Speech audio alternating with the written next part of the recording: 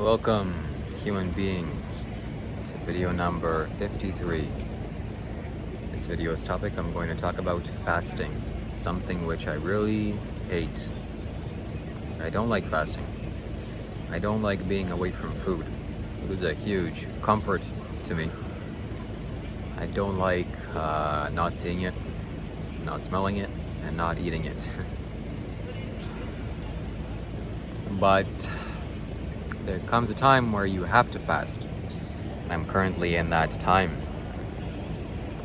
I don't necessarily have to fast, but I know that the benefits of not eating will be great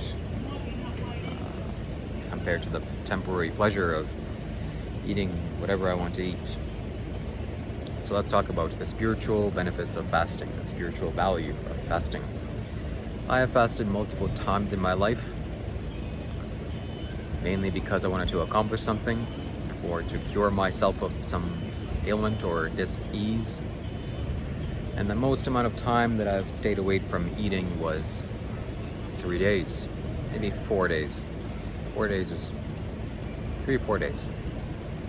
Actually, I know for a fact it's 3 days. I've never gone beyond 4 days, or 3 days, I should say. My mistake. However, when I lived in Thailand and Burma, especially Thailand, also in New Hampshire in the Buddhist monastery, as well as Ontario in Sarana Monastery and the Thunder Bay Monastery, the Hermitage in Thunder Bay. In all those 5 monasteries that I've been in and stayed in for various lengths of time, I've always observed intermittent fasting. You have to, because that was the Buddha's rule, that there is no solid food after 12 p.m. So you can eat when the sun rises, you can have some breakfast, usually it's a gruel, oatmeal, and then you have a big lunch because you're greedy and you naturally want to eat. And after you have that big lunch at around 11, you tend to sleep for 2 hours because of how heavy you are, and then you regret your decision for eating that much food, but you can't help it because you're not going to eat until the next day. And then after 5 o'clock comes, you're just starving. Not starving, but you know what I mean. And you're so hungry and you're looking forward to food and you're thinking about food for an hour and thinking, oh my god, tomorrow if there's chocolate, I'm going to eat all the chocolate, and I wonder what they're going to be cooking tomorrow, and oh, that rice was so good, and my god, I can't wait to eat that fish or whatever it was. Generally, I stayed away from eating animal products. I was a vegetarian, vegan, but that's how it was. So I fasted for various lengths of time.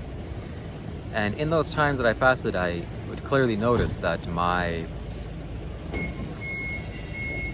sharpness of mind would be greatly enhanced. I was able to be alert and aware much more than after eating food, especially being back in Canada, living at home and eating whatever I like to eat multiple times a day. It takes a huge toll to digest food. It's probably actually one of the highest, most energy consuming things that the body does, is digesting food. So if you don't digest food, your body says, okay, we have all this surplus of energy, let's use it towards whatever else we need to do. Fortunately, the Buddha, in his time, there were sick monks that needed sugar to keep their blood sugar level balanced. And the Buddha allowed monks to eat certain things after 12 p.m. to help them to overcome this physical ailments. Those things can be, were considered as cocoa, like just pure chocolate, pure dark chocolate, no sugar. Those things were tea, black tea, to bring your energy up. Coffee, you're allowed to eat coffee, and also cheese, and 1 or 2 other things, like very small things like that. It's just candy, hard candy, and that's it.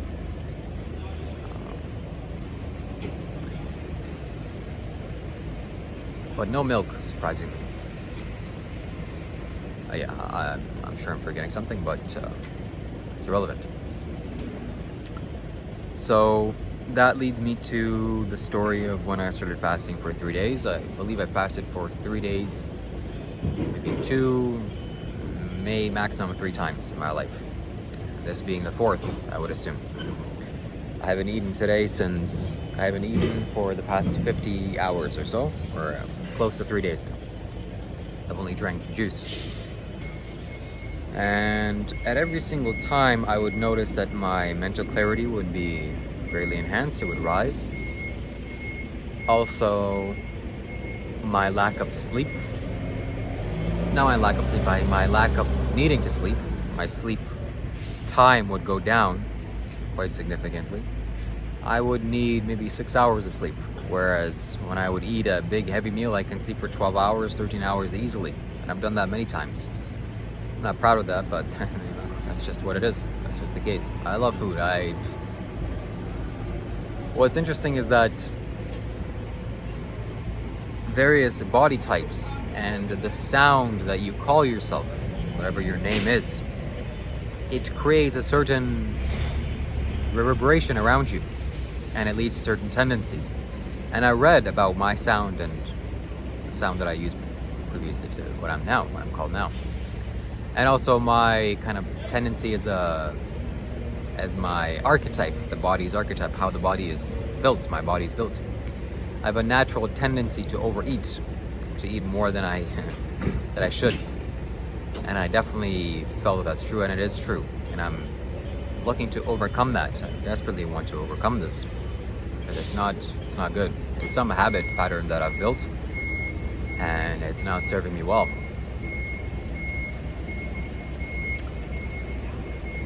So, surprisingly, after you don't eat for 3, 4, 5 days, your energy level picks up. You would be surprised at how much you can do. Maybe not necessarily physically, but definitely so mentally. How much you can do without the need for food, or without food in your stomach. Like I said, basically the act of eating food and digesting food is the heaviest thing. It's the most energy requiring thing for the body. Once you have food in your stomach, and if it's a rich, heavy food like red meat or fish or eggs and cheese, the amount of energy that is required to break all that down and to digest this and to store this, and all the work that is required to deal with that is so great that I would assume that it's 80% of what is, totally allocated towards living and being alive. So your brain kind of shuts down, and various other parts of you diminish, and the natural thing that you want to do is just fall asleep. Why fall asleep? Because you want to rebuild that energy. You want to gain back the energy that you just lost from digesting all that food. But if you don't eat, well, then you have all that energy that is not being used for digesting food, and that's still left in your body. Aside from this, when you don't eat, your body heals itself, because now you have all this energy, and also your body isn't consuming anything. You're not taking in any substances. So then naturally the body thinks, okay, well, what else can we use for fuel? Well, we have all these fat reserves, and we have all these diseases that we've accumulated probably from eating food. Let's just consume all that. And once that is consumed, then you actually need to start eating. Or at the very least, you need to look for other sources of fuel, which you can, such as oxygen, air, sunlight, connection to the earth, and spiritual energy. I know you can survive without food. You can survive with different types of food. You can't survive without food. You always need nourishment. This is the nature of the body. It requires energy. But you can take in energy from various sources. It doesn't necessarily have to be the earth substance. And thinking about the earth substance, that's literally what it is. You're basically eating earth, but more flavorful and more designed types of earth. That's what a fruit is. It's just earth. If you were to take all of life and all the prana from a fruit, I should say, then it would just be a clump of earth. It would be no different than the soil, or maybe even sand, or the tree, the bark of a tree. But food has prana. It has this non-physical, untangible light. And also it has different microbes, and it actually is alive. When you eat it, that's the best thing to eat, is things that are alive. But if you don't eat that, then you will have to look for other sources of prana to consume. One thing I know from personal experience is that my mother used to explain this to me, that she would watch various yogis that don't eat, and they would recount their experience. And their experience was such that the base root chakra energy, the kundalini, would rise up, and it would feed them from the roof of their mouth. It would secrete in the roof of their mouth, and it would be released onto their tongue as this kind of sweetness. And I've only experienced this once in my life. And when I experienced this, I saw that it was my base primordial life essence, my sexual energy, even if you want to call it that.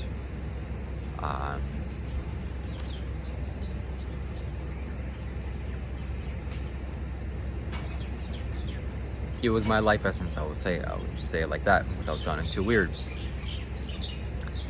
And it rose up from the base of my spine up to my spine, and it went through the top of the head, and it secreted from the roof of my mouth onto my tongue. And I felt incredible sweetness. It wasn't anything like sweetness of sugar or fruits or any other sweet stuff. It was spiritual sweetness, if you can call it that. And I thought to myself, wow, this gave me at least an hour worth of energy boost. And I understood and knew that this is how yogis feed themselves. They absorb energy from their environment, and then they raise it up, and they literally fuel themselves in this way.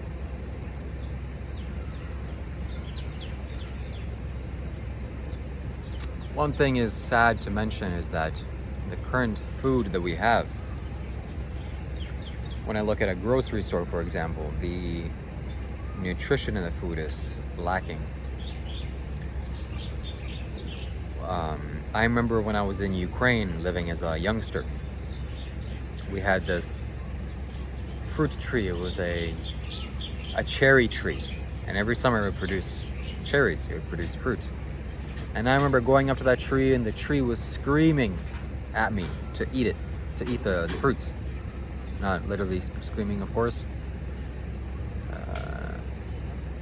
but it was like yelling at me, "Hey, come here, eat this, eat me."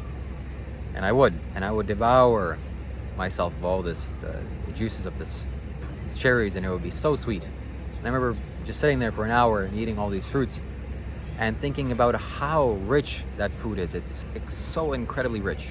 I have never in my life, again, found cherries that are even close to that. Maybe 10% of what that is, I can find in the supermarket. Like 10% is like being generous. I'm sure that if I were to eat that, I could, not eat anything for 2 days. But now, for some reason, some unfortunate, very unfortunate reason, the nutrients in the food is so lacking. It's so weak. And in return, this makes our bodies weak. Like, I can feel my body is weak. It's not because I don't work out or exercise or do push-ups or anything like that. It has nothing to do with that. It is the constituency of the physical system is lacking in nutrition.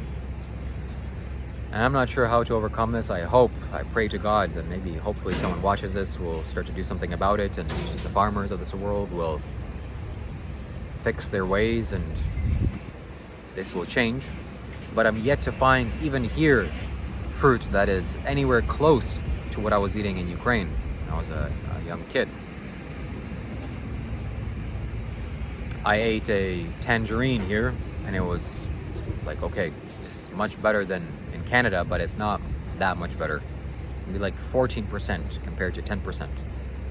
It's not really anything significant. So I'm very displeased about that. I know there's a solution. I will, with energy, look into this. And maybe I will explain what this is in a future video. Okay, it's been far too long now. It's been 15 minutes. I'm going to end the call now. I hope you enjoyed this video. I know you enjoyed this video because I enjoyed it. And stay tuned for the following video.